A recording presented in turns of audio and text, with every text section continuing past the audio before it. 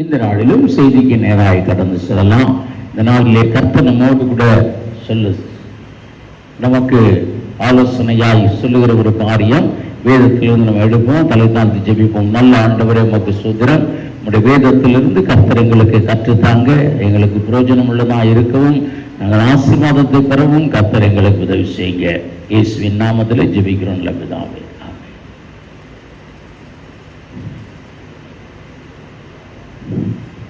இந்த நாளிலும் உங்களோடு கூட பேசும்படியாய் தேவன் கொடுத்த ஒரு வார்த்தை 1 கொரிந்தியர் புத்தகம் 9ஆம் அதிகாரம் 24ஆம் வசனத்துல கடைசியில் நம்ம பார்க்கலாம். பெற்றுக்கொள்ளத்தக்கதாக ஓடுங்கள், பெற்றுக்கொள்ளத்தக்கதாக ஓடுங்கள். ஆண்டவர் நம்ம என்ன செய்திருக்கிறார்? அழைத்திருக்கிறார், அநேகரை அழைத்திருக்கிறார். அழைத்தவர்களை பெற்றுக்கொள்ளுங்கள்னு சொல்லி வேதத்திலே ஆண்டவர் அழைத்திருக்கிறார். அவர் சத்தம் போட்டு சொல்லுகிறார், வருத்தப்பட்டு பாரம் சுமக்கிறவர்களே, நீங்கள் எல்லாரும் என்ன செய்யுங்க, என்னிடத்திலே வாருங்க, வந்து என்ன செய்யுங்க, உங்க பாரத்தை வச்சுட்டு இளைப்பாறுதலை பெற்றுக்கொள்ளுங்கள்னு அழைக்கிறார். பெற்றுக்கொள்ளும்படியாய் வாங்க, ஒரு இளைப்பாறுதலை பெற்றுக்கொள்ளும்படியாய் வாங்கன்னு அழைக்கிறார். இன்னொரு இடத்துல பார்க்கலாம், வழக்காடுவோம் வாருங்கள், உங்கள் பாவம் ரத்தம் போல சிகப்பாய் இருந்தாலும் அது எப்படி மாறும்? பஞ்சை போல நான் வெண்மையாக்குவேன். ஒரு நல்ல ஜீவிதத்தை நான் உனக்கு தருவேன், நீங்க என்னிடத்துல வந்து பெற்றுக்கொள்ளுங்கள் என்று அழைக்கிறார். இன்னும் வேதத்திலே பார்க்கிறோம், ஒரு இடத்துல சொல்லுகிறார், என்னை சோதித்து பாருங்கள் என்று சொல்லுகிறார். நான் வானத்தின் பலகணிகளை திறந்து இடம் கொள்ளாமற் போக மட்டும் உங்களை என்ன செய்வேன்? ஆசீர்வதிக்கிற தேவன் என்று என்னை சோதித்து பாருங்கள் என்று அழைக்கிறார். இதெல்லாம் தேவன் பெற்றுக்கொள்ளும்படியாய் நம்மை அழைக்கிறார். பெற்றுக்கொள்ளும்படியாய் தேவன் வெறுமையாய் இருக்கிறதற்காக யாரையும் என்ன செய்யல? அழைக்கல. இந்த நாளில் ஒருவேளை செய்திக்கு ஒரு தலைப்பை கொடுக்கலாம்னா, ஆசீர்வாதத்தின் விலை. தலைப்பென சொல்ல, ஆசீர்வாதத்தின் விலை. ஆண்டவர் பெற்றுக்கொள்ளும்படியாய் அழைக்கலாம். வந்து பெற்றுக்கொள்ளுங்க. வானத்தின் பலகணிகளை திறந்து உங்களை ஆசீர்வதிப்பேன். பாவ மர உங்களை சுத்திகரித்து உங்களை ஆசீர்வதிப்பேன். என்ன உங்களுடைய பாரங்கள், உங்களுடைய பிரச்சனைகள் எல்லாம் நான் ஏற்றுக்கொண்டு உங்களுக்கு ஒரு இளைப்பாறுதலை தருவேன், நீங்க வாங்கன்னு சொல்லி அவர் என்ன செய்கிறார்? அழைக்கிறார். ஒருத்தரை கூட விருதாவாய் அழைப்பல்ல, ஒவ்வொருவரையும் ஒரு ஆசீர்வாதத்தை சொல்லித்தான் அழைக்கிறார். ஆபிரகாமை ஒரு ஆசீர்வாதத்தை சொல்லித்தான் அழைத்தார். யாக்கோபை எப்படித்தான் அழைத்தான்? நான் நினைச்சுவேன், பெரிய நீ வா, நான் உன்னை பெரிய ஜாதியாக்குவேன்.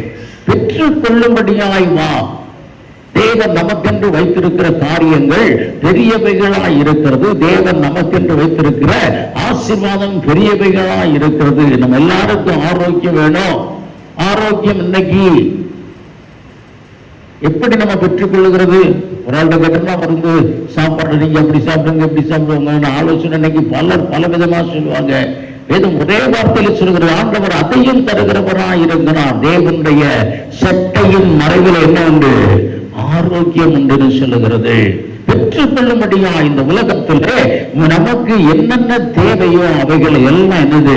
பெற்றுக்கொள்ளும்படியாய் நீங்கள் ஆண்டவரிடத்திலே வாங்க அப்படின்னு சொல்லுகிறார். அதற்கு தான் பிரியமானவர்களே நம்ம அழைக்கப்பட்டிருக்கிறோம். ஆண்டவரிடத்திலிருந்து அதிகமான ஆசீர்வாதங்களை நம்ம பெற்றுக்கொண்டு பெரியவர்களாய் மாறும்படியாய், ஆண்டவருடைய நாமத்தை மகிமைப்படுத்தும்படியாய், இன்னும் ஆண்டவருடைய திட்டங்களை நிறைவேற்றும்படியாதான் ஆண்டவர் விரும்புகிறார். அதற்கு தான் பல இடங்களிலே அவர் அப்படியாய் அழைத்தார். இந்த ஒரு சீஷர்களை அவர் அழைத்தார், மற்ற ஒவ்வொருவரையும் அழைத்தார், ரோட்ல போறவங்களை அழைத்தார், நீ வாப்பா நான் உன்னை பெரிய ஆளா மாற்றுவேன்னு சொல்லி அழைத்தார். இப்படியான அழைப்பை பெற்றுதான் நம்ம என்ன செய்கிறோம்? இந்த இடத்திற்கு வந்திருக்கிறோம். யாரையும் எதுவும் சொல்லாதபடி அவர் அழைக்கல. பெரிய காரியத்தை ஆண்டவரிடத்துல போய் நான் தேடி வந்த கழுதை கிடைக்குமான்னு போனவனுக்கு ஆண்டவர் வைத்திருந்த ஆசீர்வாதம் ஒரு ராஜ பதவிங்கிறத மறந்து போக வேண்டாம். ஆண்டவரிடத்துல சாதாரணமாய் நீங்கள் வந்திருக்கலாம். இந்த இயேசு நல்லவர்னு சொல்லுகிறாங்களே, ருசித்து பார்ப்போம்.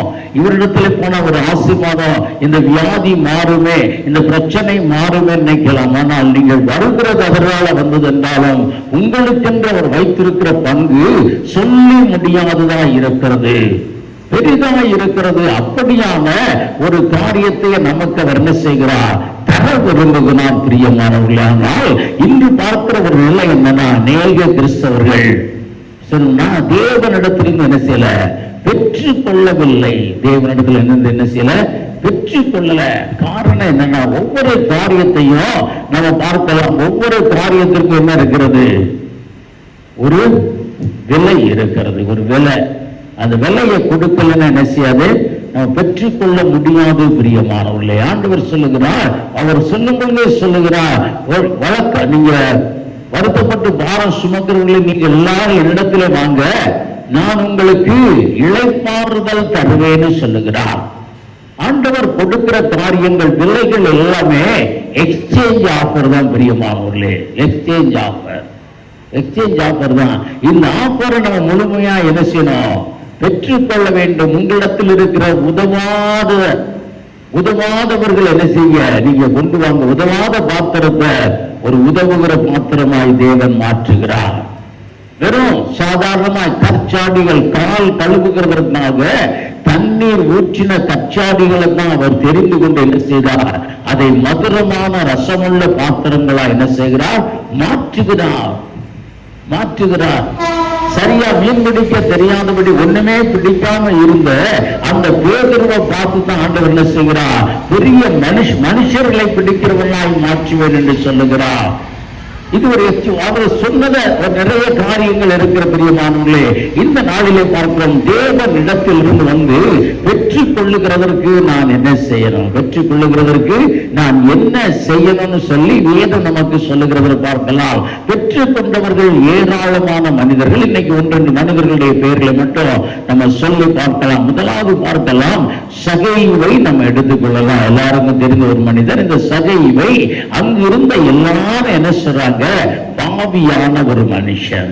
என்ன சொல்றாங்க, பாவியான ஒரு மனுஷன். லூக்கா எழுதின சுவிசேஷம் 19ஆம் அதிகாரத்தில் அவரை குறித்து சொல்லப்பட்டிருக்கிறது.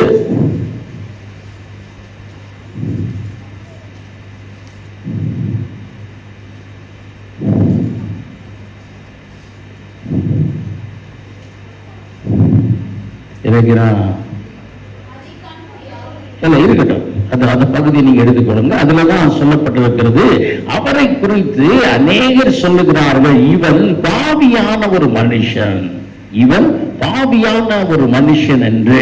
அப்படிப்பட்ட ஒரு மனுஷனுக்கு ஒரு டைட்டில் கொடுக்கப்படுகிறது. ஆண்டவர் ஒரு டைட்டிலை கொடுக்கிறார். அந்த டைட்டில் என்ன, இவனும் ஆபிரகாமுக்கு குமாரனா இருக்கிறான். இயேசுவை நோக்கி இன்று இந்த வீட்டிற்கு ரட்சிப்பு வந்தது, இவனும் ஆபிரகாமுக்கு குமாரனா இருக்கிறானே.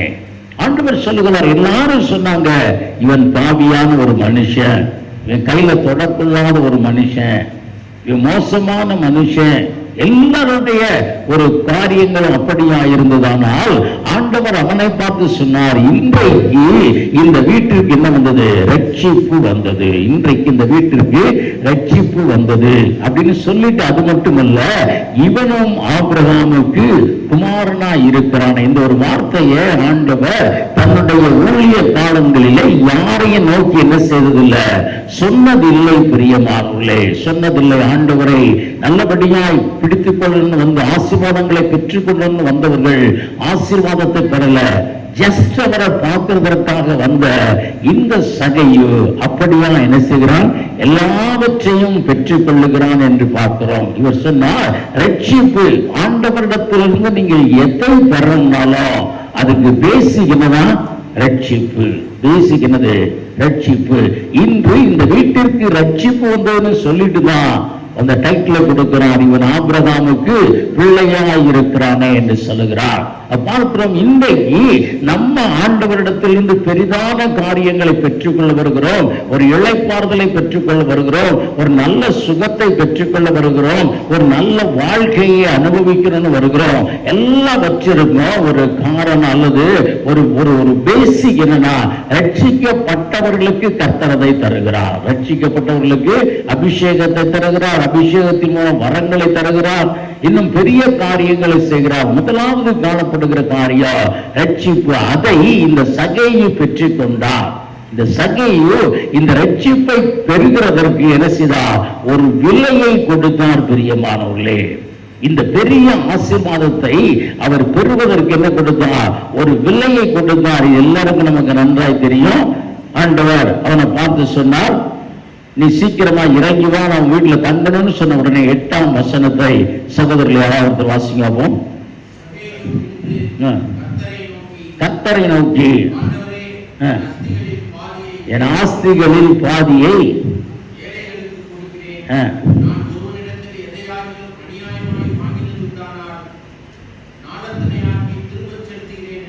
இங்கே பார்க்கிறோம். அவனை பார்க்கணும் வந்த உடனேயே ஆண்டவர் உனக்கு ரட்சிப்பு வந்துச்சுன்னு சொல்லல.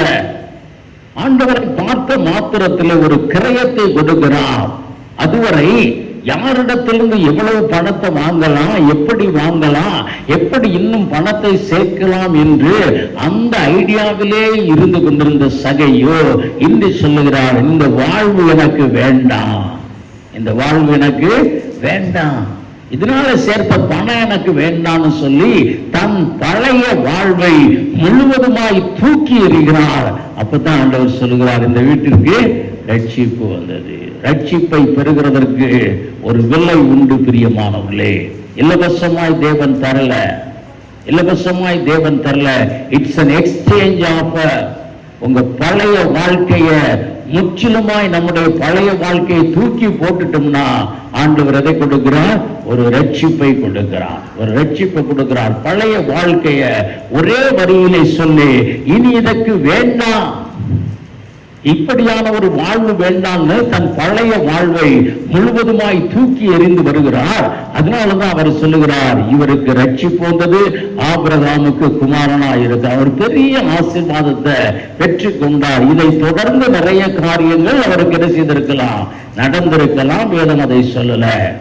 பிரியமானவர்கள், நம்ம இதை பெற்றுக்கொள்ளணும். ஆண்டவருக்குள்ள வரணும்னாவே ரட்சிக்கப்பட்டு தான் வரணும். இந்த ரட்சிப்பை பெறுவதற்கு நம்ம செலுத்தக்கூடிய விலை இதுதான் பிரியமானவர்களே. தன் பாவங்களை மறைக்கிறவன் வாழ்வடைய மாட்டான், அவைகளை அறிக்கை செய்து விட்டு விடுகிறவன் இரக்கம் பெறுவான்.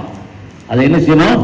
விட்டு விட வேண்டும் என்று அநேக ரட்சிப்புக்குள்ள வருகிறோம். ஆனால் இன்று நம்ம எப்படி இருக்கிறோம்னு ஆராய்ந்து பார்க்கலாம். உங்க வீட்டுக்கு ஒரு பக்கத்து, உங்க வீட்டுல தெருவில் கூவிக்கு வரலாம், பழைய பாத்திரங்களுக்கு புது பாத்திரம் தரோம் கூவிட்டு வராங்களா?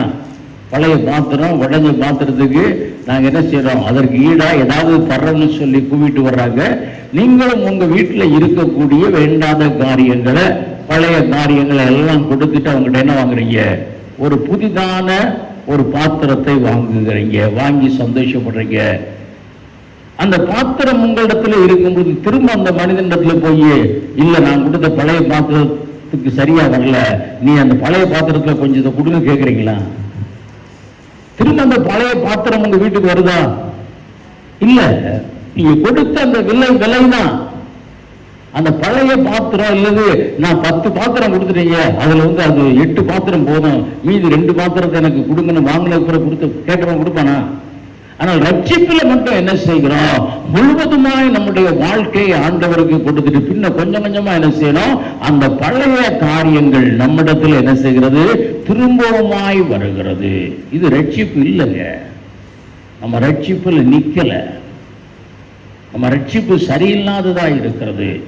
அதனாலதான் நம்ம வெற்றி கொள்ளல. அந்த ரட்சிப்புக்கு கொடுத்த விலைய ஸ்திரமா இருக்க வேண்டும். அந்த விலை எப்படி இருக்கணும்? ஸ்திரமா இருக்கணும். கொடுத்ததுதான்.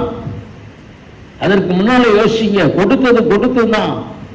அதற்கு பின்பதில் போய் நிக்காதீங்க. நீங்க உங்க பழைய வஸ்திரங்களை தூக்கி எரிஞ்சிட்டீங்க. அது தூக்கி எரிந்ததுதான். திரும்ப அதை எடுப்பதற்கு என்ன செய்ய வேண்டாம்? நீங்க போக வேண்டாம்.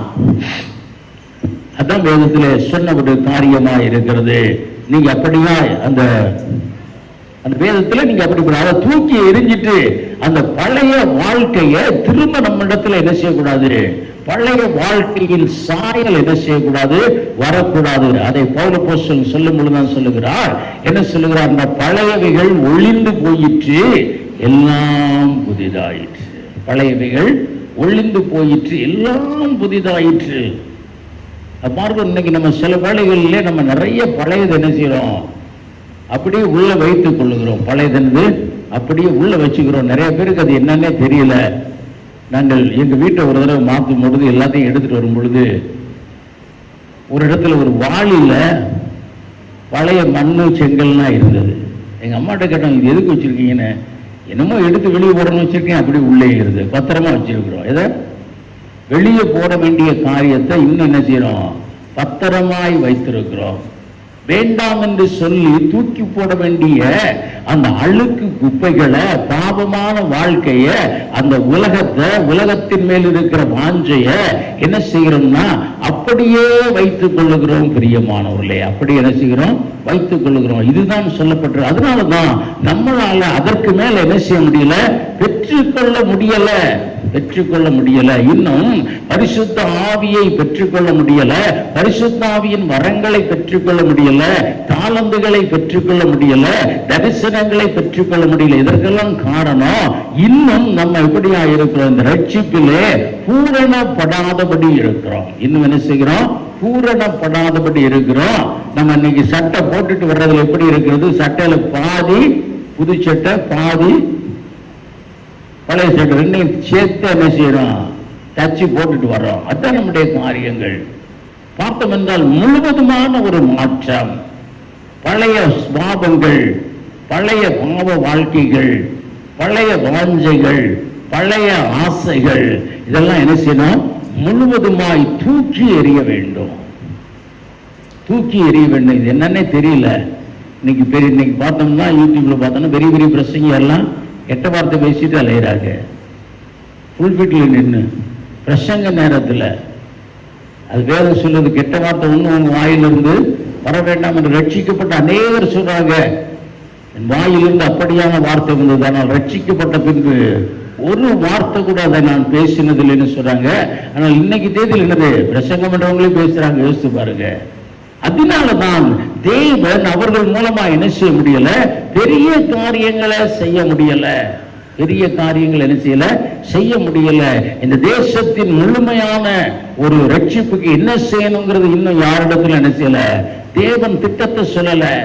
எரிகோ இப்படியா இருக்கிறதுன்னு சொன்ன பொழுது ஆண்டவர் யோசுவாவுக்கு என்ன கொடுத்தார், ஒரு ஆலோசனை கொடுத்தார். ஆயியை பிடிக்க ஆலோசனை கொடுத்தார், தன் துணையை அனுப்பினார். ஏனென்றால் அவர்களுடைய பழைய வாழ்க்கை அவங்க என்ன செய்யாங்க, விலையாக கொடுத்தார்கள். பழைய வாழ்க்கை என்ன செய்யாங்க, விலையாக கொடுத்துட்டு இயேசு மாத்திரம் போதும் அப்படின்னு நினைச்சாங்க. சகை நினைத்தது அப்படிதான், என் பணம் எல்லாம் கூட போகட்டும், ஆனால் எனக்கு இயேசு மாத்திரம் வேணும்.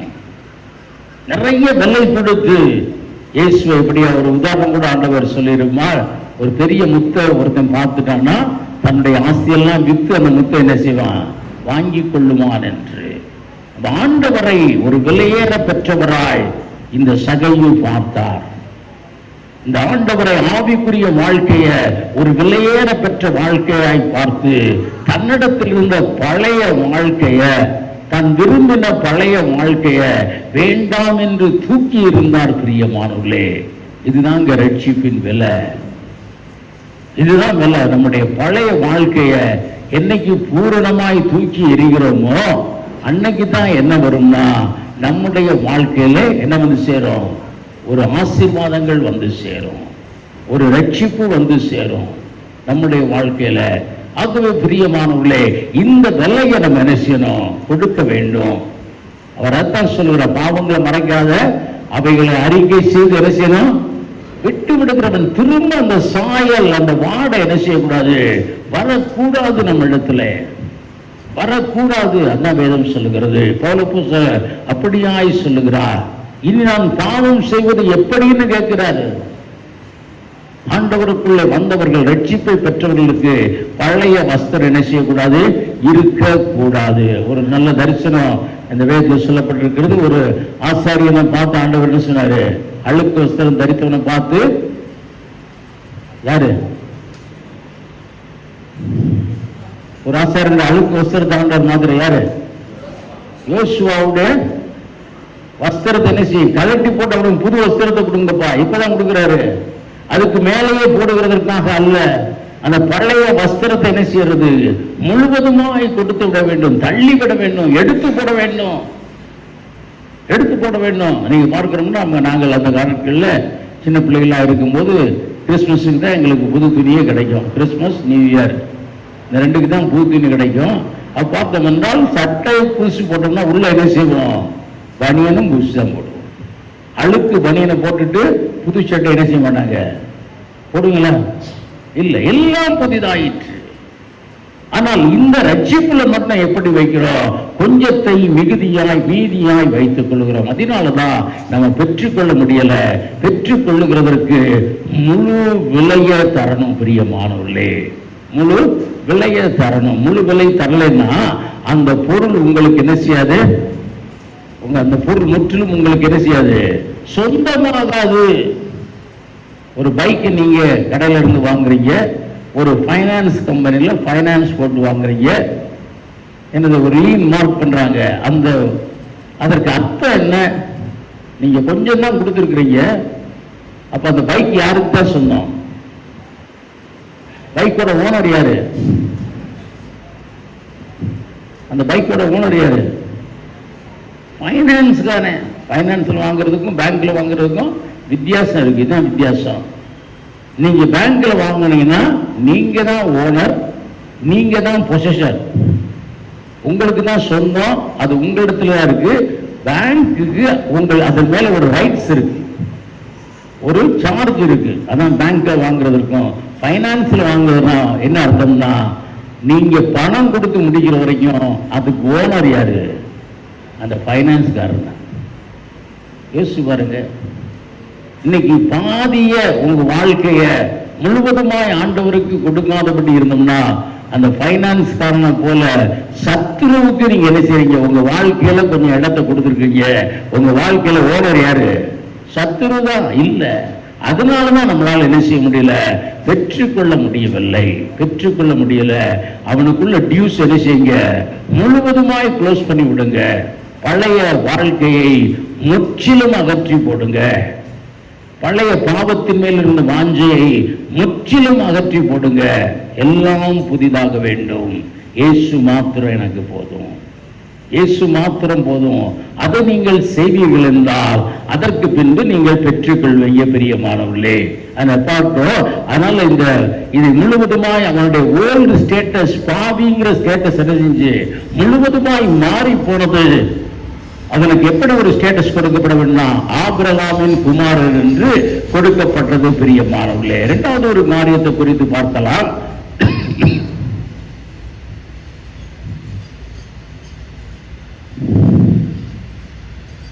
தேவனிடத்திலிருந்து மிகுதியானவைகளை பெற்றுக் கொண்ட மனிதர்களை எடுத்துக்கொண்டோம் என்றால், பேதுரு ஆண்டவரிடத்திலிருந்து என்ன செய்தார்? எல்லாவற்றையும் பெற்றுக் கொண்டார். பேதுருவுடைய பழைய டைட்டில் என்னது? அவர் ஒரு பாவியான மனுஷன். அவரே சொல்லுகிறார், நான் பாவியான மனுஷன், என்னை விட்டு அகன்று போ, அப்படி அகன்று போங்கள்னு சொல்லுகிறார். ஆண்டவர் அவரை பார்த்து சொல்லுகிறார், என் பின்னமா நான் உன்னை என்ன செய்கிறேன்? மனுஷரை பிடிக்கிறவனாய் மாற்றுகிறேன் என்று. பேதுருவுடைய பின்னால வாழ்க்கையிலே இந்த தேவனுடைய அழைப்பை ஏற்றுக்கொண்ட பின்பு பேதுருடைய வாழ்க்கையிலே கிடைத்த டைட்டில் என்னன்னா, ஒரு பிரதான சீஷன் என்ற ஒரு டைட்டில் கிடைத்தது.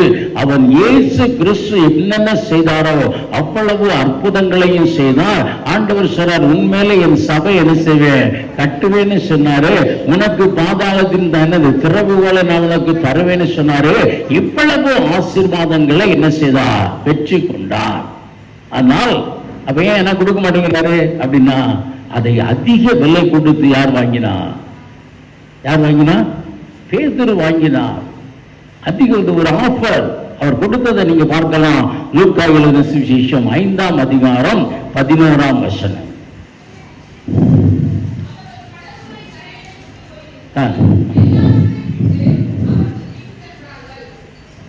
வாசிங்க.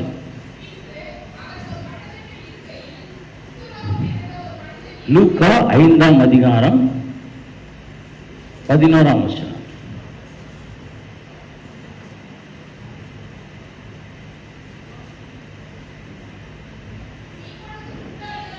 அவர்கள் படகுகளை கரையிலே கொண்டு போய் நிறுத்தி எல்லாவற்றையும் விட்டு அவருக்கு பின் சென்றார்கள். அந்த வார்த்தை எப்படியா சொல்லி கொஞ்சம் நிறுத்தி வாசித்தீங்கன்னா எனக்கு சரியா கேட்டிருக்கோம்.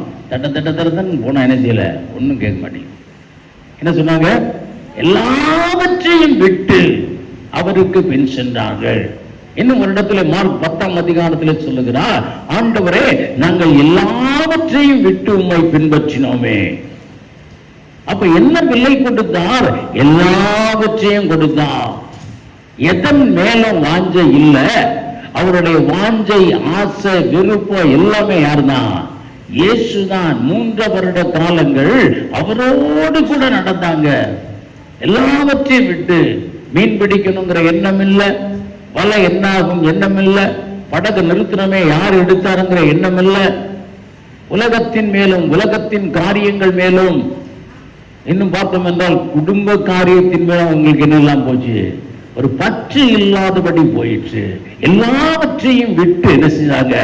பின்பற்றினபடியினாலே சீஷர்கள் அவ்வளவு வல்லமையை பெற்றுக் கொண்டாங்க. அந்த நாட்களிலே பரிசுத்த ஆவியானவரை குறித்து நான் அதிகமாக வேதத்தை அறியாத போது நான் போட்டேன்னா, இதை சீஷர்களும் அன்னைக்கு பரிசுத்த ஆவியில தான் என்னது, சீஷர்கள் என்ன செஞ்சாங்க? பரிசுத்த ஆவியில தான் நிறைந்தார்கள், பரிசுத்த ஆவியை பெற்றுக் கொண்டாங்க. அதனால அவர்களிடத்திலே காணப்பட்ட காரியங்கள் வித்தியாசமா இருக்கு. நானும் பரிசுத்த ஆவியை பெற்றுக் கொண்டேன், என்னிடத்துல சரியானது இல்லைன்னா பிராண்ட், அப்படி பிராண்டு, அது சாம்சங் பிராண்டு, இது சைனா பிராண்டு, அப்படித்தான் இருக்கும். ஏன்னா அதிக விலை கொடுத்து வாங்கினார்கள். அதிக விலை என்னது? எல்லாவற்றையும் கொடுத்து வாங்கினாங்க, எல்லாவற்றையும். இன்னைக்கு நம்ம என்ன செய்கிறோம்? கொஞ்சம் நாட்கள் ரட்சிக்கப்பட்டு போன பிறகு கொஞ்சம் கொஞ்சமா நமக்குள்ள வருது. இதை செஞ்சுக்கிடலாமா, அதை செஞ்சுக்கிடலாமா, இதை பார்க்கலாமா, அதை பார்க்கலாமா? இல்லை, எல்லாவற்றையும் கொடுத்தாதான் இது நிரந்தரம். இல்லாட்டி நீங்க திரும்ப திரும்ப ஓனர்ஷிப்பை யாருக்கு எழுதிக்கிட்டு வர்றீங்க? பிசாசுக்கு எழுதி கொடுத்துக்கிட்டே வர்றீங்க. உங்களுக்கு நல்ல ஒரு வீட்டை ஆண்டவர் கொடுத்தா அந்த வீட்டை யார்கிட்ட கொண்டு அடமான வைக்க போறீங்க? ஒவ்வொரு தவறுகள் செய்யும் பொழுதும் நீங்கள் அதை பிசாசுக்கு அடிமைப்படுத்தி கொண்டிருக்கிறீங்க. கடைசியில் ஒன்னா உங்களுக்கு வீட்டுல இருந்து உங்களுக்கு பிடிச்ச ரசிமா ஆசீர்வாதமே இல்லைன்னு அனுப்பிடுவான். அந்த தேவனுக்கென்று கொடுத்திருக்கிற காரியங்கள் ஒரு எக்ஸ்சேஞ்ச் ஆஃபர், பழைய வாழ்க்கையை முழுவதுமாய் கொடுத்து விடுங்க. இங்கே எவ்வளவு அதிகம் வேணுமோ, ஒரு சின்ன ஒரு கோரஸ், சண்டே ஸ்கூல்ல ஒரு கோரஸ் வந்து படிப்பாங்க. அந்த காலங்கள் நீங்க படிக்கிறீங்களோ தெரியல. I want more of Jesus, more and more and more. I want more of Jesus than I ever had before. படிச்சிருக்கீங்களா? I want, so I give him another more of me. அந்த ஒரு பாடல், ஒரு சின்ன ஒரு கோரஸ் தான், எத்தனையோ காலத்துக்கு முன்னால் படித்தது. I want more of his great love and power அப்படின்னு வரும். அதில் ஏன்னா so I want to give him more. என்ன அதிகமாய் தர விரும்புகிறேன்? தேவனிடத்திலிருந்து பெற்றுக்கொள்ள விரும்புகிறவர்கள் நம்மை, நம்முடைய சுவாபங்களை, நம்முடைய ஆசை விருப்பங்களை முழுவதுமாய் அவரிடத்திலே கொடுத்து விட வேண்டும். அப்பதான் என்ன நடக்கும்னா, இங்கே தேவன் நமக்கென்று வைத்திருக்கிற பெரிய காரியங்கள் நடைபெறும். சீஷர்கள் எல்லாரும் அப்படிதான் இருந்தாங்க. ஆண்டவரிடத்துல எல்லாவற்றையும் விட்டு அவரை பின்பற்றினாங்க, எல்லாவற்றையும் விட்டு அவரை பின்பற்றினார்கள். பிரியமானவர்களே, இங்க வேதத்திலே அப்படியாய் சொல்லுகிறது. இன்னும் நமக்கு பொருளாதார காரியங்களிலே ஒரு வார்த்தை நான் சொல்லணும், அதை சொல்லலைன்னா ஒரு முழுமையா உங்களுக்கு எதை நான் சொல்லலைன்னு அர்த்தம்.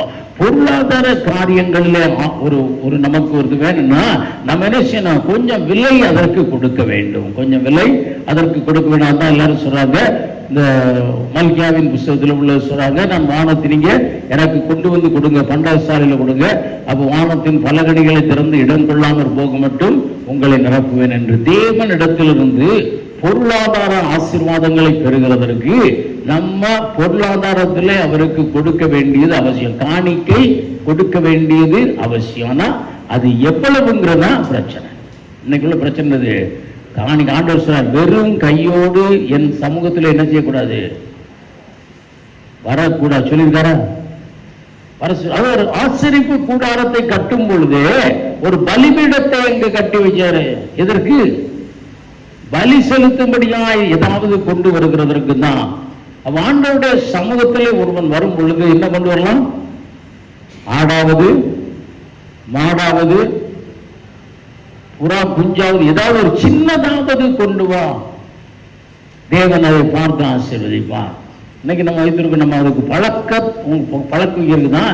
தேவ சமூகத்தில் ஒரு உண்டியல் வைத்திருக்கிறோம். தேவ சமூகத்தில் வரும் பொழுது என்ன செய்யக்கூடாது, வெறுமையாய் வரக்கூடாது. அட்லீஸ்ட் ஒரு 5 ரூபாய் கொண்டு வந்து அதில் போடணும். ஆனா அப்படி நம்ம என்ன செய்யறதில்ல, செய்யறதில்ல. அதுக்கு தான் என்ன செய்யும், எல்லாரும் சொல்லி சொல்லி மறந்தே போகுதுங்க.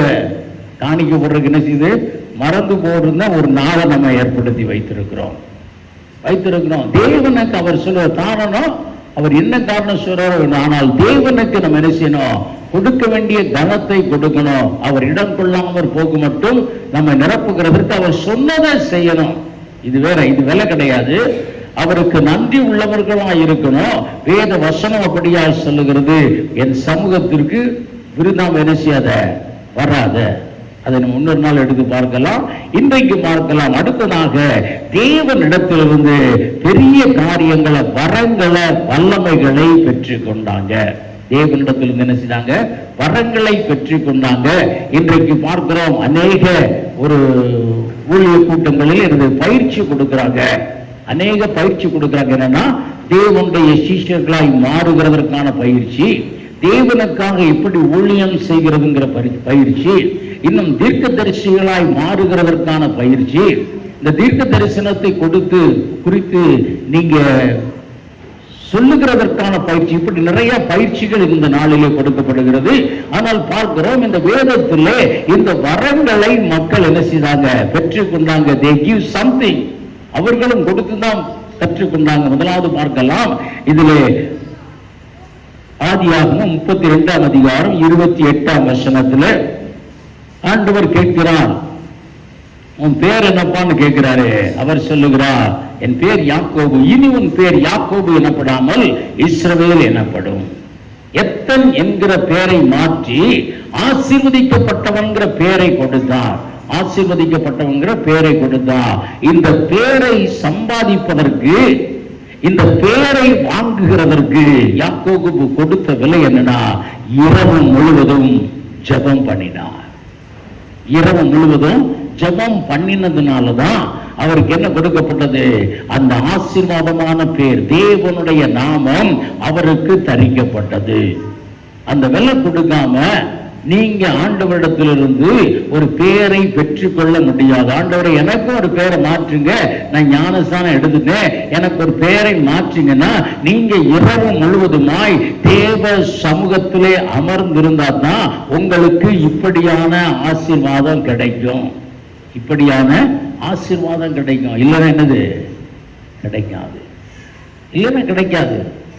இன்னும் நீங்கள் பார்க்கலாம், இந்த சாமுவேலை கொண்டு வந்து ஒரு சர்ச்சில் போட்டாங்க. சாமுவேல் யாரா இருந்தால் அந்த சபையில, அந்த ஆலயத்தில் சொல்லுங்க, ஒரு எடுபடியா இருந்தான், ஒரு செக்ஷனா இருந்தான். ஏலி சொல்லுகிற வேலையை, ஓப்பனிப்பினேக சொல்லுகிற வேலையை எல்லாவற்றையும் அவர் செய்து கொண்டே வந்தார். அந்த அதிகாரம் முடிவிலே சொல்லப்பட்டிருக்கிறது, சாமுவேல் தேவனுடைய தீர்க்க தரிசிதான் என்று தான் முதல் பெயர் சேவா வரைக்கும் என்ன செய்யப்பட்டது, சொல்லப்பட்டது. சாதாரண எடுபடி.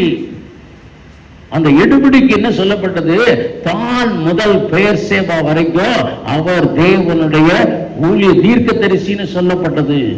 பிரியமானவர்களே, காரணம் அவர் எப்பொழுதும் தேவ சமூகத்திலே இருந்தவர். அல்லேலூயா. அவர் கொடுக்கவில்லை, உலகமே அவருக்கு தெரியாது. எப்பொழுதும் தேவ சமூகம். காலையில் எந்திரிச்ச ஆண்டவருடைய சமூகம், இருக்கிறது ஆண்டவருடைய சமூகம், செய்கிறது ஆண்டவருடைய வேலை, பார்க்கிறது எப்பொழுதும் அந்த தேவ சமூகத்தை பார்த்து கொண்டிருந்தபடியினால்தான் அவருக்கு அப்படிப்பட்ட ஒரு வரங்கள் என்ன செய்யப்பட்டது, கொடுக்கப்பட்டது. வரங்கள் கொடுக்கப்பட்டது. இதே சொல்லலாம் இல்லையா, புதிய ஏற்பாட்டில் யாக்கோபு சொல்கிறார், நம்மை போல ஒரு பாடுள்ள மனுஷனாயிருந்தோம். இல்லையா, அப்படி நம்மை போல ஒரு சாதாரண மனுஷனாயிருந்தோம். ஒரு பெரிய தீர்க்கதரிசி என்று பேர் வர்றதற்கு காரணம் அந்த 1 ராஜாக்கள் புத்தகம் 17ஆம் அதிகாரம் 1ஆம் வசனத்துல எழுதப்பட்டிருக்கிறது, எப்பொழுதும் தேவ சமூகத்திலே நிற்கிற நான், எப்பொழுதும் தேவ சமூகத்தை வாஞ்சிக்கிற நான், எப்பொழுதும் தேவ சமூகத்தில். இன்னைக்கு நம்ம அநேகர் அப்படியாய் பிரயோஜனப்படணும்னு நினைக்கிறோம்.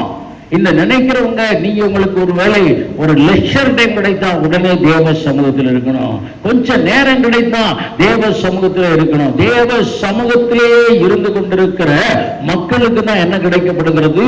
இந்த வரம் கொடுக்கப்படுகிறது. இந்த வரம் கொடுக்கப்படுகிறது. ரட்சிக்கப்பட்டிருக்கிறோம், தேவ சமூகத்திலே இருக்கணும். அதை சொல்லும் பொழுதுதான் பேதுரு அப்போஸ்தலர் அப்படியா இருந்தவர். அவர் சொல்லுகிறார், நாங்களும் எப்பொழுதும் ஜெபம் பண்ணுவதில்லை. அதான் வேலை, அதுதான் காரியம். அவருக்கு ஒரு சின்ன ரெஸ்ட் அவர்கிட்ட சொன்னாங்க, நீங்க அந்த அதிகாரத்தில் நீங்க படிச்சோன்னு சொல்லும், சாப்பாடு கொஞ்சம் லேட் ஆகுங்க அப்படின்னு சொன்னோம்னா என்ன செய்யறாரு? உடனே போய் ஜெபிக்கிறார், ஆண்டவர் தரிசனத்தை கொடுக்கிறார். தேவ சமூகத்தை அதிகமாய் உலகத்தை நாடுவதை பார்க்கிறோம், உலகத்தின் மனிதர்களை நாடுவதை பார்க்கிறோம், உலகத்தின் இன்பங்களை அனுபவிப்பதை பார்க்கிறோம். தேவ சமூகத்தில் தரித்திருப்பதும் தேவனால் வருகிற சந்தோஷத்தை அனுபவிக்கிறோம் தான் இப்படியான வரங்களை நமக்கு தர முடியும். அதுதான் நம்ம கொடுக்கிற விலை இல்ல, விருதம் இல்ல. ஒருவேளை நீங்க பார்க்கலாம், உங்களுக்கு பெரிய அளவிலே தேவன் வைத்திருக்கலாம், ஆனா உங்க ஜெபம் சின்ன சின்னதா இருந்தாலும் நீங்க இன்ஸ்டால்மெண்ட்ல அந்த விலையை கர்த்தருக்கு கொடுத்து கொண்டிருக்கிறீங்க. ஒரு நாள் அந்த வரத்தை கர்த்தர் உங்களுக்கு தருவார். ஒரு நாள் நீங்கள் விரும்பின இந்த காரியம் உங்களுக்கு வரும். அதற்கு கொடுக்கிற விலை தேவ சமூகத்தை அதிகமாய் நாடுங்க பிரியமானவர்களே. முதல்ல பார்த்தோம், பழைய வாழ்க்கையை பூரணமாய் கொடுங்க. இரண்டாவது, எல்லாத்தையும் கொடுங்க. எல்லாத்தையும் விட்டு இயேசு மாத்திரம் போதும்னு வந்தாங்க.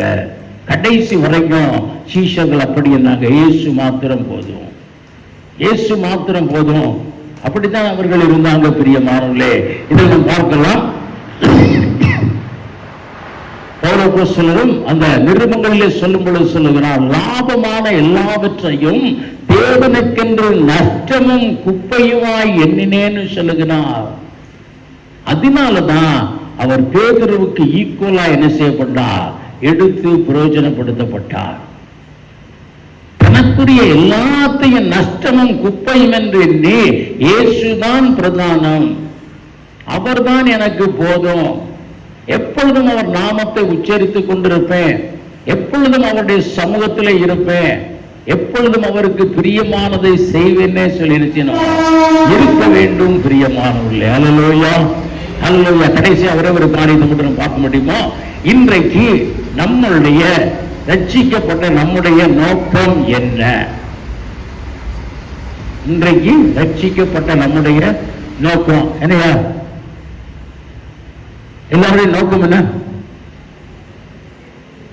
எல்லாருடைய நோக்கம் என்ன?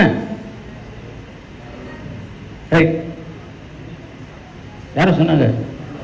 பரலோகத்துக்கு போகணும், நித்திய ஜீவனை அடையணும், ஆண்டவருடைய வருகையில் என்ன செய்யப்படணும்? எடுத்துக்கொள்ளப்படணும். அங்க பார்த்தோம்னா இன்னைக்கு அநேக இடங்கள்ல சொல்றாங்க, நீங்க 10ல் 1 கொடுத்தா உங்களுக்கு பரலோகத்தில் என்ன உண்டு? இடம் உண்டுன்னு சொன்னாங்க. ஆனால் அந்த பரலோகத்துக்கு விலை வித்தியாசங்க, விலை வித்தியாசம். அது நித்தியமாய் சந்தோஷத்தை அனுபவிக்கிற இடம். அது நித்தியமாய் சந்தோஷத்தை அனுபவிக்கிற இடம். இன்னைக்கு பார்க்கிறோம், இந்தியா எல்லாரும் இன்னைக்கு போய் அமெரிக்காவில் என்ன செய்றாங்க? அமெரிக்காவில் சிட்டிசனா மாறுறாங்க, கனடாவில் சிட்டிசனா மாறுறாங்க. ஏன்னா இட்ஸ் பெட்டர் than இந்தியா. ஆனால் அதற்கு அவர்கள் செலவழிக்கிற பணம், போய் அங்க சிட்டிசனா மாறுறது பிரதர் சீக்கிரம் முடியுமா? முடியாது, முடியாது. அதற்கு நிறைய விலை கொடுக்கணும். அதே போல பார்க்கிறோம், கண்ணீர் இல்லை, கவலை இல்லை, அங்க இருள் இல்லை, எல்லாமே அங்க மிகுந்த சந்தோஷம்னா அப்படிப்பட்ட இடத்திற்கு நீங்க உங்க 10ல் 1 கொடுத்தா ஒண்ணு என்ன செய்யாது? நடக்காது. மத்தேயு எழுதின சுவிசேஷம் 19ஆம் அதிகாரம் 21லிருந்து 23 வரை உள்ள வசனத்தை வாசிங்க. அப்போ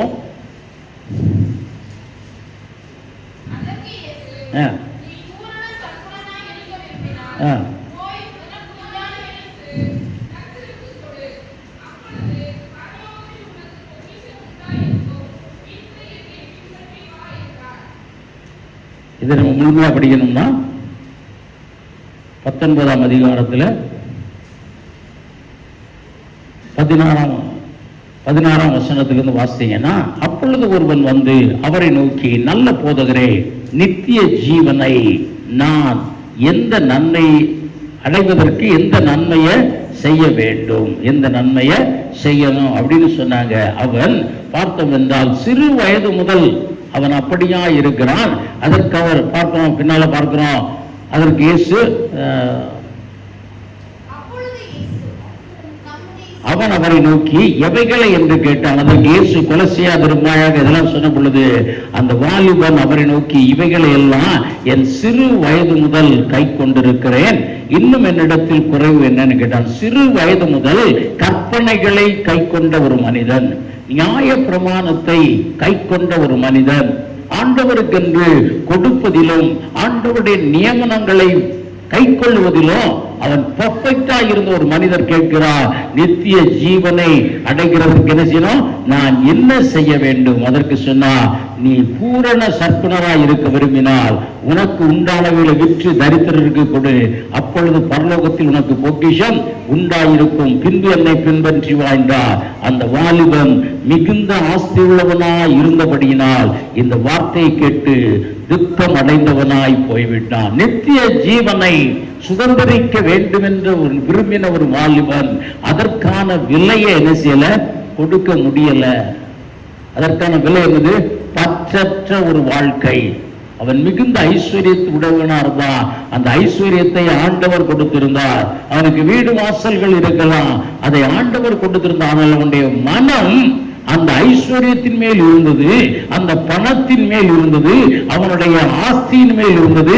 இயேசுவுக்காக அவனால் அதை என்ன செய்ய முடியல, விட முடியல. உங்களுடைய நோக்கம், உங்களுடைய ஆசை, உங்களுடைய விருப்பம் 100% எதாத்தான் இருக்கணும், பரலோக ராஜ்யமா இருந்தா தான் அதற்குள்ளே நீங்களும் நான் என்ன செய்ய முடியும், போக முடியும். இந்த உலகத்தில் ஒருவேளை நல்ல வயசா போய் இந்த வயசுலையும் இன்னும் பழைய ஆசைகள்லாம் இருந்தோம்னா ஒரு நாளும் பரலோகத்துக்குள்ள என்ன செய்ய முடியாது, போக முடியாது. அதற்கு கொடுக்கிற விலை இதாங்க. அவர் அப்படியாய் சொல்லி இருக்கிறார், நீ என்னத்தை கொடுத்தாலும் சரி, நியாயப்பிரமாணம் முழுமையும் செய்தாலும் சரி, என்னத்தை கொடுத்தாலும் ஆண்டவர் சொல்கிறார், எல்லாத்தையும் விட்டுட்டுமா, எல்லாத்தையும் விட்டுட்டு வித்துட்டு வா, வித்துரு உனக்கு பரலோகம் கிடைக்கும் சொல்லல, எல்லாத்தையும் விட்டுட்டு என்ன பின்பற்றிமா, அதற்கு பின்ன நான் சொல்லுவேன், அதை கேளு. நம்முடைய ஆசை இயேசு மாத்திரம்தான், அதுதாங்க பரலோகத்துக்கு கொண்டு போய் சேர்க்கும். இன்னைக்கு பார்க்கிறோம், ஆசீர்வாதங்களை அங்க போய் பெற்றுக்கொள்ளலாம், இங்க போய் பெற்றுக்கொள்ளலாம். வேதம் உங்களுக்கு கற்றுத் தருகிறது. அதற்கு கொடுக்க வேண்டிய விலை, முதலாவது விலை, பழைய வாழ்க்கையை பூரணமாய் மாற்றுங்க, பழைய சுவாபங்களை பூரணமாய் மாற்றுங்க. உங்களுக்குள்ளே மாம்சத்தின் கிரியை இருக்க வேண்டாம், ஆவியின் கனி இருக்கட்டும். பரிசுத்த ஆவியாக ரட்சிக்கப்பட்டு பரிசுத்த ஆவியை பெற்று, பரிசுத்த ஆவியின் வரங்களை பெற்று, கனிகளை பெற்று ஆண்டவரை பின்பற்றி போங்க. தேவனை மாத்திரம் எண்ணுங்க, மற்ற எதின் மேலும் நம்முடைய ஆசையை வைக்க வேண்டாம், நம்முடைய விருப்பத்தை வைக்க வேண்டாம், நம்முடைய வாஞ்சை இருக்க வேண்டாம். இப்படியாய் ஜீவிப்போம் என்றால் தேவன் நமக்கென்று வைத்திருக்கிற ஏராளமான நன்மைகளை பெற்றுக்கொள்ளலாம். நம்முடைய வாழ்க்கை பஞ்சை போல வெண்மையாய் மாறும். நாமும் தேவனுடைய பிள்ளைகள் என்ற ஒரு அச்சாரத்தை பெற்றுக்கொள்ளலாம். பிரியமானவர்களே, தேவனுக்காக எல்லாவற்றையும் விட்டு தேவ சமூகத்தை நாடுங்க. சும்மா இருக்கிற நேரம் எல்லாம் தேவ சமூகம் தான், ஜெபம் தான். என்னால 15 நிமிஷம் தான் ஜெபிக்க முடியுது, 15 நிமிஷம் ஜெபி, அப்புறமேல் ரெஸ்ட் எடு, திரும்ப 15 நிமிஷம் ஜெபி. உன் வேலைகள் எல்லாம் அப்படியாய் வைத்தால் ஆண்டவர் சொல்கிறார், இந்த வரங்கள் உனக்கு கொடுக்கப்படும், வரங்கள் உனக்கு கொடுக்கப்படும். பிரியமானவர்களே, இது இல்லாதபடிக்கு ஏதோ அந்த காலங்களில் ரட்சிக்கப்பட்டோம், ஆண்டவர் ஆண்டவரேன்னு சொல்றான், பரிசுத்தாவியை பெற்று 2 அந்நிய பாஷை பேசுறான். இல்ல, எல்லாவற்றையும் விட்டு பின்பற்று. எதன் மேலும் பற்று இருக்க வேண்டாம், எதையும் பற்றி கொள்ள வேண்டாம். இதுதான் என் வாழ்க்கையின் லட்சியம் இல்ல, இயேசுதான் என் வாழ்க்கையின் லட்சியம். அவரை மட்டும் பற்றி கொண்டா நிச்சயமாய் எல்லா காரியங்களையும் பெற்றுக்கொள்ளலாம். பழையவைகளை அகற்றி இயேசுவை பிடித்துக் கொள்வதே ஆசீர்வாதத்தின் விலை. பிரியமானவர்களே, அப்ப எல்லா ஆசீர்வாதங்களும் அவர் சொன்னார், அப்படியாய் பேதுரு சொன்னார், ஆண்டவரே எல்லாவற்றையும் விட்டு உம்மை பின்பற்றினோமே. ஆண்டவர் சொன்னார், எதை விட்டாயோ அதை என்ன செய்வேன், இங்கே 100 எத்தனையாய் தருவேன். 100 எத்தனை எத்தனை வருஷத்துக்கு விட்டாரு? ஒரு நாள் கொண்டு எல்லாத்தையும் விட்டு பின்பற்றி அந்த வார்த்தை வாங்கினாரா? 3.5 வருட காலங்கள் எல்லாவற்றையும் விட்டு இயேசுவையே நோக்கி பார்த்து பின்பற்றி கொண்டிருந்தார். ஆண்டவர் சொன்னார், இங்கேயே 100 எத்தனையா பெறுவோமா, அதோடு கூட நித்திய ஜீவனை பெறுவா. இதாங்க வெல்ல, தான் வெல்ல. இன்னும் உலகம் தான் வேணும், உலகத்தில் அது வேணும், இது வேணும், அது வேணும், இதுலேயே லிஸ்ட் போடாதீங்க. தேவ சமூகத்தில் கொடுக்க வேண்டிய விலையை கொடுங்க. நீங்க தேவ சமூகத்தில் அமர்ந்து இயேசுன்னு சொல்லுகிறது தான் விலைங்க. நீங்க நினையாத காரியங்களை தருவார். உங்களுக்கு என்ன தரணுங்கிறத கர்த்தர் அறிந்திருக்கிறார். எதற்காக உங்களை அழைத்தோம்னு கர்த்தர் அறிந்திருக்கிறார். நீங்கள் எதெல்லாம் அவருக்காக எழுந்தீங்கன்னு அவர் லிஸ்ட் போட்டு வைத்திருக்கிறார். அதற்கு ஈடாய் அவர் உங்களுக்கு தருவார் பிரியமானவர்களே. அதனால் இந்த நாளிலே பழைய வாழ்க்கையை முற்றிலும் ஒழித்து போடுவோம், புதிதாய் மாறுவோம், புதிய ஜீவனாகிய இயேசுவையே பற்றி கொள்வோம். கர்த்தர் சகலத்தையும் தந்து உங்களை ஆசீர்வதிப்பாராக. தலை தாழ்த்தி ஜெபிப்போம். எங்களை நேசிக்கிற நல்ல ஆண்டவரே, நல்ல வேலைக்காக நன்றியோடு கூட சுஸ்தரிக்கிறோம். தேவ சமூகத்தில்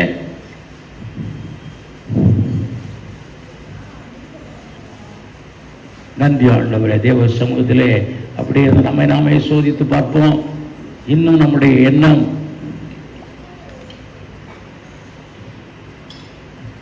நம்முடைய ஆசை, நம்முடைய வாஞ்சை எப்படி இருக்கிறது? பழைய ஸ்மாபங்களை முழுவதுமாய் மூட்டை கட்டி போட்டோமா? பழைய வாழ்க்கையை முழுவதுமாய் தூக்கி எறிஞ்சிட்டோமா?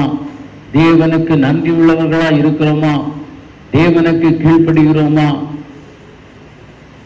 தேவ சமூகத்தை அதிகமாய் வாஞ்சிக்கிறோமா? ஜெபம் அதிகமாய் பண்ணணும்னு நினைக்கிறோமா? பிரியமானவர்களே, தேவன் உங்களுக்கு என்று வைத்திருக்கிற சகல ஆசீர்வாதங்களையும் தர இருக்கிறார். பழையவைகளை ஒழித்து போடுங்க. எல்லாவற்றின் மேல் உள்ள ஆசையை அகற்றி போடுங்க. கர்த்தர் உங்களை ஆசீர்வதித்து உங்களுக்கென்று வைத்திருக்கிற சகலவற்றினாலும் உங்களை நிரப்புவார். சகலத்தையும் உங்களுக்கு தருவார். நீங்க பயப்பட வேண்டாம். நீங்க அதற்காக பெரிதாய் பிரயத்தனம் பண்ண வேண்டாம். தேவன் எல்லாவற்றையும் தருகிறவனாய் இருக்கிறார். முதலாவது அவருடைய ராஜ்யத்தையும் அவருடைய நீதியையும் தேடுங்கள். எல்லாம் கொடுக்கப்படும், எல்லாம் கொடுக்கப்படும். முதல்ல கொஞ்சம் எடுத்து அவருக்கு கொடுங்க, குறைவில்லாமல் கொடுக்கப்படும்.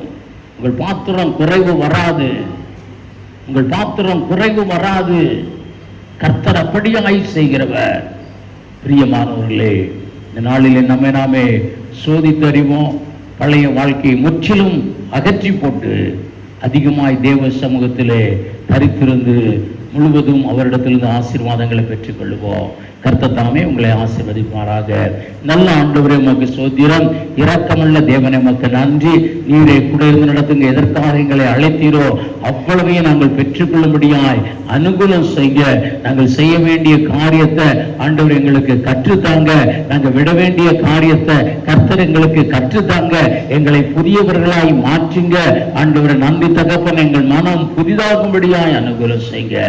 அந்த ஒருவரை பேர் பேராய் குடும்பம் குடும்பமா நீங்க ஆசீர்வதிங்க. சட்டை மரலை மறைத்து பாதுகாத்து நடத்துங்க ஆண்டவரே. கையின் பிரயாசங்களை ஆசீர்வதிங்க ஆண்டவரே. நன்றி தகப்பன. பாத்திரம் நிரம்பி வழியத்தக்கதாக கர்த்தர் ஆசீர்வதிங்க. வானத்தின் பலகணிகளை திறந்து இடம் கொள்ளாமல் போக மட்டும் நிரப்புங்க. தேவைகளை எல்லாம் அற்புதமாய் சந்திங்க. பிள்ளைகளின் சமாதானம் பெரிதாயிருக்க உதவி செய்யுங்க ஆண்டவரை. கீழாகாமல் மேலாக்குவேன்னு சொன்னீங்க. அப்படியே நீங்க ஆண்டவரை எங்களுடைய பிள்ளைகளை நீங்க மேலாக்குங்க, தலையாக்குங்க ஆண்டவர். நன்றி சாமி. வாழ்க்கை செட்டிலாக கர்த்தர் உதவி செய்யுங்க சாமி. கர்த்தரை கூட இருந்து நடத்துங்க ஆண்டவர். நன்றி சாமி. வியாதி பலவீனங்களை சபையிலிருந்தும் சபையின் குடும்பங்களிலிருந்தும் முழுவதுமாய் அகற்றி ஆசீர்வதிங்க. எங்கள் ஒவ்வொருவரையும் தொட்டு நடத்துங்க. உம்முடைய கரத்திலே பூரணமாய் ஒப்புவிக்கிறோம். நீரே கூட இருந்து ஒவ்வொருவரையும் பாதுகாத்து ஆசீர்வதிக்கும்படியாய் இயேசுவின் நாமத்திலே ஜெபிக்கிறோம் நல்ல பிதாவே. ஆமென். என் ஆத்துமாவே கர்த்தரை சோஸ்திரி, என் முழு உள்ளமையுடைய பரிசுத்த நாமத்தை சோஸ்திரி. என் ஆத்துமாவே கர்த்தரை சோஸ்திரி, கர்த்தர் செய்த சகல பாரங்களையும் மறவாதே. ஆமென். நம்முடைய கர்த்தராகிய இயேசு கிறிஸ்துவின் கிருபையும் பிதாவாகிய தேவனுடைய அன்பும் பரிசுத்த ஆவியின் அன்பின் ஐக்கியமும் சந்தோஷமும் சமாதானமும் நம்ம நேரோடு கூட இன்றும் என்றும் சதா காலம் உண்டாயிருப்பதாக. ஆமென். அல்லேலூயா, அல்லேலூயா, அல்லேலூயா.